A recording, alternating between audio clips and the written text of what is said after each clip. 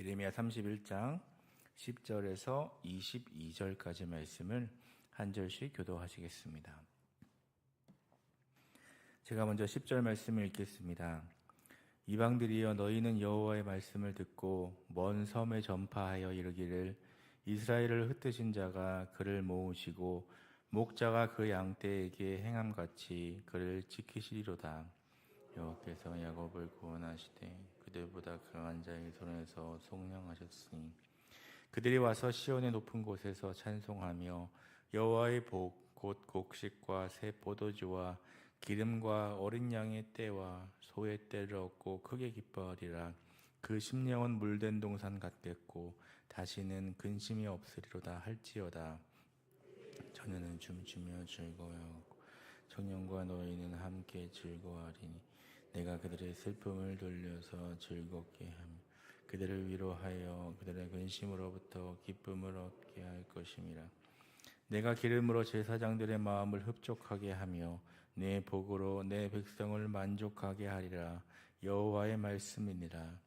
여호와께서 이와 같이 말씀하시니라. 라마에서 슬퍼하며 통곡하는 소리가 들리니 그 자식 때문에 애국하는 그 자식이 없어져서 위로받기를 거절하는도다. 여호와께서 이와 같이 말씀하시니라. 내 울음소리와 내 눈물을 멈추어라. 내 일에 삭슬 받을 것인즉 그들이 그의 대적의 땅에서 돌아오리라. 여호와의 말씀이니라. 너희 장래에 동성이 있을 것이라. 너희 장녀가 자기들의 지경으로 돌아오리라. 여호와의 말씀이니라. 에브라임이 스스로 탄식함을 내가 분명히 들었노니 주께서 나를 징벌하심에 멍에에 익숙하지 못한 송아지 같은 내가 징벌을 받았나이다. 주는 나의 하나님 여호와시니 나를 이끌어 돌이키소서. 그리하시면 내가 돌아오겠나이다. 네가 돌이킨 후에 네 쳤고 내가 교훈을 받은 후에 쳤사오니 이는 어렸을 때의 치욕을 지금으로 부끄럽고 욕됨이다 하도다. 에브라임은 나의 사랑하는 아들 기뻐하는 자식이 아니냐. 내가 그를 책망하여 말할 때마다 깊이 생각하노라. 그러므로 그를 위하여 내 창자가 들끓으니 내가 반드시 그를 불쌍히 여기리라. 여호와의 말씀이니라. 이스라엘아 너희 종표를 세우며 너희 편말을 만들고 큰 길 곧 내가 전에 가던 길을 마음에 돌아오라. 내 성읍으로 돌아오라. 함께 읽겠습니다. 반역한 딸아 내가 어느 때까지 방황하겠느냐. 여호와가 새 일을 세상에 창조하였나니 고운 여자가 남자를 둘러싸리라. 아멘. 오늘도 하나님의 은혜와 평강이 함께 하시기를 바랍니다. 오늘 말씀은 여호와의 말씀을 들으라라는 명령으로 시작됩니다. 이 말씀이 특별한 이유는 명령을 듣는 대상이 이방 나라라는 점이며 여호와의 말씀을 듣고 전하는 것은 예언자의 역할인데 이방인이 예언자의 역할을 행하고 있다는 것입니다. 10절의 전반부를 보면 하나님은 이방을 향하여 당신의 말씀을 듣고 그것을 먼 섬에 전파할 것을 요구하시고 있습니다. 이방이 먼 섬에 전할 여호와의 말씀은 10절 후반부터 12절 사이에 나옵니다. 그중 11절을 보면 여호와께서 야곱을 구원하시되 그들보다 강한 자의 손에서 속량하셨다라고 하였습니다. 여기에 보면 의미가 유사한 두 단어가 사용되고 있습니다. 구원하다와 속량하다입니다. 이 중 앞에 사용된 구원하다란 단어는 히브리어로 파다인데 노예 상태에 있는 자의 몸값을 지불하고 해방시켜주는 것을 의미합니다. 그러한 점에서 이 단어는 구원하다라는 말보다는 오히려 뒤에 나오는 속량하다라는 말로 번역하는 것이 더 적당합니다. 그리고 뒤에 나오는 속량하다라는 단어는 히브리어로는 까알로서 본래는 공경에 처한 친족을 그 공경에서 구원하기 위해 필요한 대가를 치르는 것을 의미합니다. 이를 감안할 때 본절은 하나님께서 야곱을 값을 지불하고 해방시켜 주시되 이스라엘의 친족과 같이 되셔서 그들보다 강한 자, 곧 이스라엘을 포로로 잡고 있던 자들의 손에서 구원하여 주셨다는 의미의 말씀이라고 하겠습니다. 또 여기서 그들보다 강한 자란 물론 바벨론을 가리킵니다. 그런데 이스라엘의 경우 하나님께서 그들을 바벨론의 압제에서 구속하여 주신 것은 사실이지만 바벨론의 속전을 지불하신 것은 아니었습니다. 사실 하나님은 이스라엘을 구원하기 위하여 바벨론의 속전을 지불할 이유가 없었습니다. 그것은 하나님께서 이스라엘을 바벨론에 파실 때 그들을 돈을 받고 파신 것이 아니었기 때문이었습니다. 이스라엘은 그들의 죄로 인하여 스스로 팔린 것이었으며 또한 바벨론은 이스라엘을 의미로 강탈해 간 것이었습니다. 그러므로 값을 치러야 하는 것은 하나님의 아니라 오히려 하나님의 소유를 강탈해 간 바벨론이었습니다. 그리하여 하나님께서는 이스라엘을 바벨론에서 구속하실 때에 바벨론은 이스라엘을 강탈한 대가로 페르시아에 팔리게 되었습니다. 이렇게 볼 때 본절은 비단 이스라엘의 회복만을 예언한 것이 아님을 알 수 있습니다. 이 말씀은 1차적으로는 선민의 포로 회복을 예언한 것이지만 궁극적으로는 이스라엘이 예표하는 신약의 성도들이 예수 그리스도를 속전으로 지불하신 하나님의 구속 사역으로 말미암아 죄의 종노릇하는 데서 해방될 것을 예언한 것입니다. 우리는 범죄함으로 말미암아 죄의 종이 되고 죄의 억압 가운데 있었습니다. 우리는 죄의 억압으로 신음하며 살아야 하였고 죄의 종노릇으로부터 벗어날 가능성은 없었습니다. 이는 인간은 다 죄의 종노릇을 하고 있었기 때문이며 어느 누구도 다른 사람을 위해 속전을 바칠 능력이 없었기 때문이었습니다. 이러한 우리를 하나님께서 불쌍히 여기셨습니다.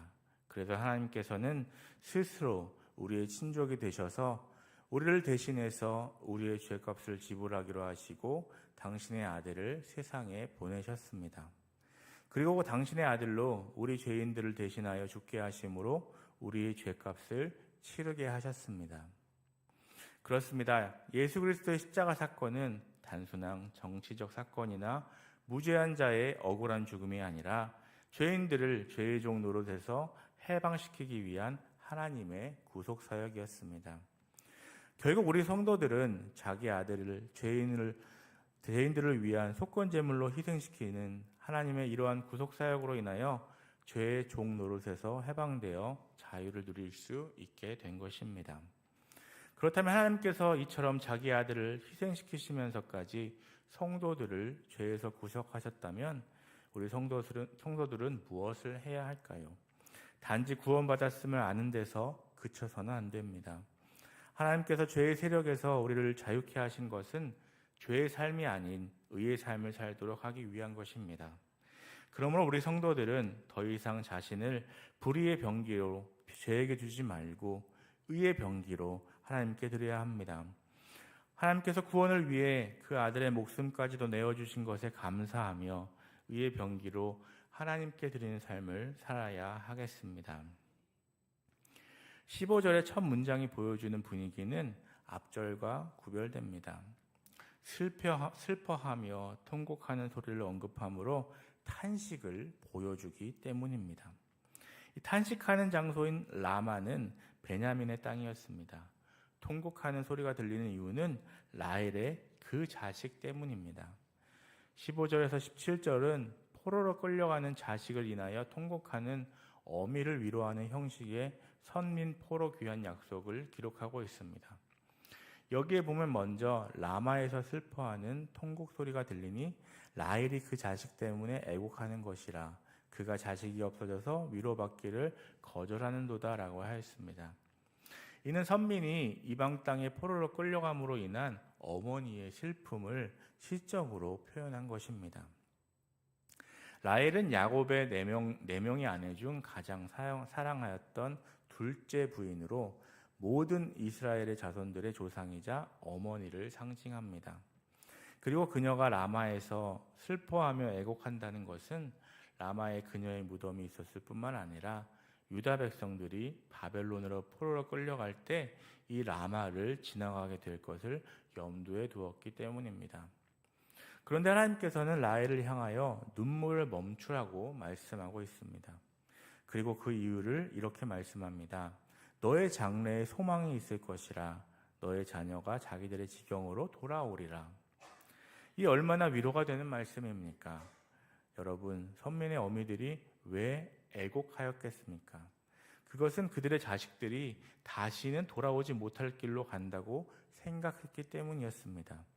만일 그녀들이 자기 자식들이 다시 돌아올 수 있다는 소망만 있었다면 그들은 그렇게까지 슬퍼하지 않았을 것입니다. 부모가 자식을 고통의 땅으로 보내야 한다는 것은 그 자체가 슬픔입니다. 하지만 그들이 다시 돌아올 수만 있다면 그들은 그 슬픔을 견딜 수 있을 것입니다. 극히 미약해 보이더라도 확실한 소망의 이유가 있다면 크나큰 절망조차도 이겨낼 수 있기 때문입니다. 하지만 당시 유다 백성들은 도저히 돌아올 수 없는 길로 가는 것처럼 보였습니다.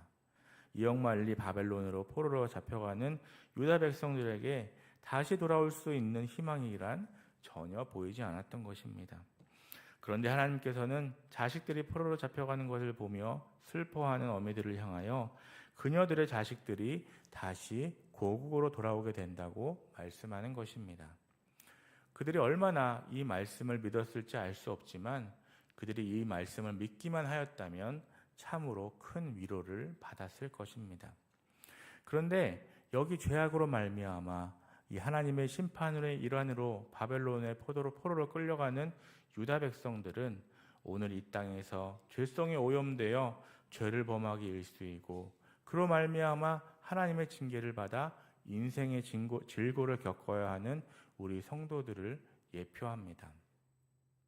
구약 선민 유다 백성들이 죄성에 오염되어 죄악을 행하기 일쑤였던 것처럼 신약 선민인 오늘 우리 성도들도 죄성에 오염되어 죄악을 행하기 일쑤입니다. 그러나 성경은 우리가 비록 세상에서 죄로 말미암아 하나님의 징계를 받게 될 것이지만 장차 세상 마지막 때에는 구원을 받아 하나님의 영원한 기업인 하나님 나라에 들어가게 될 것이라고 분명하게 말씀하고 있습니다. 그러므로 성도는 연약함으로 인하여 죄를 범하고 징계를 받아 고통을 당한다 할지라도 너무 슬퍼하거나 낙심하지 말아야 합니다. 도리어 미래의 영원한 구원이 주어질 것을 믿고 하나님께서 베푸신 확실한 소망의 약속을 인하여 또 그러한 소망을 붙들고 인내함으로 위로를 얻어야 하겠습니다.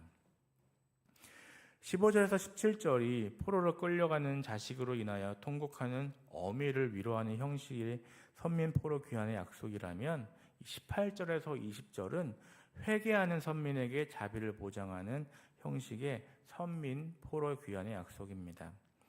여기에 보면 하나님께서는 먼저 선민이 하나님의 징계를 받아 이 땅의 포로가 된 후에 자신들의 죄를 뉘우치고 회개하게 될 것임을 현재 시제를 사용하여서 말씀하고 있습니다.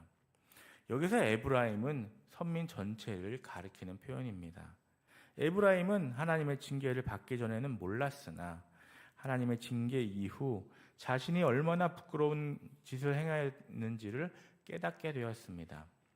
그래서 자기 죄를 뉘우치고 회개하며 그 회개의 증거로 자신의 볼기를 쳤습니다. 여기서 볼기란 넓적다리를 말합니다. 고대 근동 지역에서 스스로 자기 넓적다리를 치는 행위는 고통과 애도의 표현이었습니다. 즉 포로로 끌려간 선민은 바벨론 땅에서 자신들의 죄를 깨닫고 그로 말미암아 큰 부끄러움과 고통을 느끼며 자신들의 죄와 그로 말미암은 자신들의 처지로 인하여 애도하며 회개하였던 것입니다. 그러자 하나님께서는 이에 대하여 에브라임은 나의 사랑하는 아들 기뻐하는 자식이 아니냐, 그를 위하여 내 창자가 들끓으니 내가 반드시 그를 불쌍히 여기리라라고 20절에서 말씀하신 것입니다. 선민은 하나님에게 있어서 자식과 같은 존재입니다. 그래서 하나님께서는 그들을 지극히 사랑하십니다. 그러나 선민을 향한 하나님의 사랑은 그들의 죄까지도 그대로 용납하는 무분별한 사랑이 아닙니다. 그 사랑은 죄를 용납하지 않습니다. 그것은 죄를 용납할 경우 그를 망하게 하기 때문입니다. 그래서 하나님께서는 선민이 범죄하였을 때 그들을 징계하셨습니다. 적당히 징계하신 것이 아닙니다. 선민에 대한 하나님의 징계는 참으로 혹독하였습니다. 나라를 멸망에 이르게 하고 백성들을 죽게 하고 이방 땅에 포로로 잡혀가게 하였습니다. 선민에 대한 하나님의 징계가 이렇게 혹독하였던 것은 그래야만 그들이 자기들의 잘못을 바로 깨닫고 회개할 것이었기 때문이었습니다. 그런데 하나님의 이러한 혹독한 징계를 받은 선민이 자기 죄를 깨달아 뉘우치며 회개하자 하나님의 마음은 너무도 고통스러웠습니다. 20절에서 내 창자가 들끓었다는 것은 마음이 매우 고통스러운 상태를 표현한 것입니다. 우리식으로 표현하면 애간장이 녹는다, 창자가 끊어지는 듯한 고통을 당한다 등과 유사한 표현입니다. 징계를 받고 자신의 잘못을 회개하는 선민의 모습을 바라보는 하나님의 마음은 너무도 고통스러웠습니다. 그래서 그들을 그냥 징계 중에 둘 수가 없었던 것입니다. 세상 부모 중 어떤 부모가 징계받은 자녀가 철저히 자기 잘못을 뉘우치며 자신의 행동에 대하여 부끄럽게 여기고 괴로워하는데 이를 모른 척 하겠습니까? 하나님께서는 에브라임은 나의 사랑하는 아들, 기뻐하는 자식이 아니냐라고 말씀하십니다. 그리고 내가 반드시 그를 불쌍히 여기리라 말씀하셨습니다. 하나님께서는 당신의 자식인 선민을 진심으로 사랑하시는 분입니다. 그래서 하나님께서는 그들이 잘못했을 때 징계하셨지만 그들이 잘못을 뉘우치고 회개하자 곧 돌이키사 그들을 불쌍히 여기시며 은혜를 베푸사 다시 회복시켜 주신 것입니다. 그렇습니다. 하나님께서는 자기 백성이 죄를 진심으로 회개하면 징계를 철회하실 수밖에 없는 사랑의 주이십니다. 그러므로 성도는 죄를 범하고 하나님의 징계를 받을 때에는 하나님의 마음을 헤아리고 신속하게 회개해야 합니다. 상황이 아무리 힘겹고 고통스럽다 해도 그 상황에만 매이지 말고 하나님 앞에 나아가 여러분의 죄를 고하며 회개하십시오. 참으로 회개한다면 그 즉시 너무나도 신속히 하나님께서 얼마나 풍성한 사랑을 지니신 분이신지 또 우리를 향한 하나님의 사랑이 얼마나 큰 것인지 확인할 수 있게 될 것입니다. 하나님의 크신 은혜와 사랑에 감사하며 하나님께서는 잘못했을 때 징계하시지만 잘못을 뉘우치고 회개하면 곧 돌이키사 불쌍히 여기시며 은혜를 베푸시고 다시 회복시켜 주시는 분이심을 기억하고 회개하여 의의 병기로 하나님께 드리는 삶을 살아가는 저와 여러분 되시기를 간절히 소망합니다. 기도하시겠습니다. 사랑의 하나님, 오늘 이 새벽 깨워주시고 또 주의 전으로 불러주시고 말씀으로 새롭게 해주시니 감사합니다. 하나님, 하나님의 은혜와 사랑을 기억하지 못하고 죄 가운데 회개하지 못했음을 고백합니다. 용서하여 주시옵소서. 하나님의 크신 은혜와 사랑에 감사하며 하나님께서 잘못했을 때 징계하시지만 잘못을 뉘우치고 회개하면 곧 돌이키사 불쌍히 여기시며 은혜를 베푸시고 다시 회복시켜 주시는 분이심을 기억하고 회개하여 의의 병기로 하나님께 드리는 삶을 살아가는 복된 주님의 백성들 될 수 있도록 인도하여 주시옵소서. 병상 가운데 있는 환우들에게도 함께해 주시고 주님의 권능으로 치유하여 주시옵소서. 몸과 마음이 회복되게 하시고 건강한 모습으로 하나님을 예배하고 찬양하게 하여 주시옵소서. 또한 삶의 많은 문제로 고통받는 성도님들의 삶 속에 함께하여 주셔서 가정과 교육 가운데 온전한 치유와 회복이 일어나게 하여 주시옵소서. 오랜 시간 기도 가운데 응답하여 주셔서 담임 목사님을 보내주시면 감사합니다. 목사님을 통하여 수유동 교회가 하나 되어 주님께서 맡겨주신 사명을 잘 감당하여 주님이 기뻐하시는 교회가 되게 하여 주시옵소서. 이 시간 주님 앞에 1000번째 예물을 드립니다. 90번째 예물과 278번째 예물을 드립니다. 사랑하는 주의 자녀들이 드리는 예물을 받아주시고 이 예물이 쓰여지는 곳에 주의 은혜로 함께하여 주시옵소서. 예물을 드리는 자들이 엎드려 기도하오니 들으시고 선하신 뜻대로 응답하여 주시옵소서. 오늘도 가정과 일터를 지켜주시고 우리들이 살아가는 삶의 현장 속에서 주님만을 높이는 복된 삶이 되도록 인도하여 주시옵소서. 감사드리며 예수님의 이름으로 기도드립니다. 아멘.